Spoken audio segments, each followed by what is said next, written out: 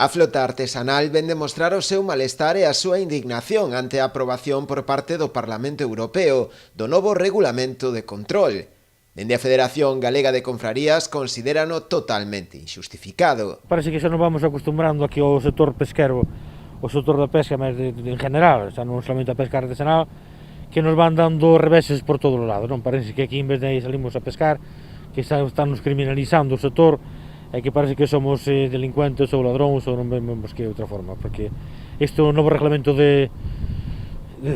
nos implantou a Comunidade Europea, pois isto non ten pés nin cabeza, non? Entre outras cuestións, o novo regulamento establece que os barcos teñen que registrar as súas capturas de forma electrónica e a obrigatoriedade a estar xeolocalizados, algo que consideran totalmente desproporcionado. Si o que máis impulsa é a geolocalización das embarcacións, é o diario electrónico, ou sea, ter que transmitir a pesca a nós se nos permite dentro do puerto, non 2 horas antes sin facer previa como as outras embarcacións, pero ven a ser casi o mismo, e bueno, as cámaras a bordo sería para as embarcacións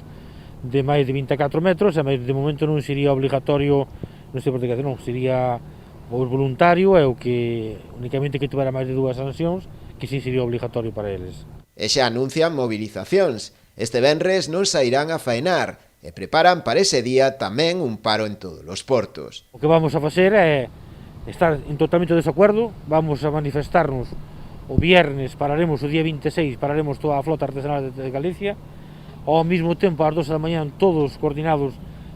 saliremos cos barcos afora e daremos unha gran pitada en conforme deste reglamento. Ao mesmo tempo, a Federación de Confrarías prepara tamén unha moción tipo que será presentada en todos os concellos galegos na busca de apoio á súa solicitude e demandarán tamén o cese da eurodeputada socialista Clara Aguilera, poñente da iniciativa española que non tivo en conta as peticións do sector.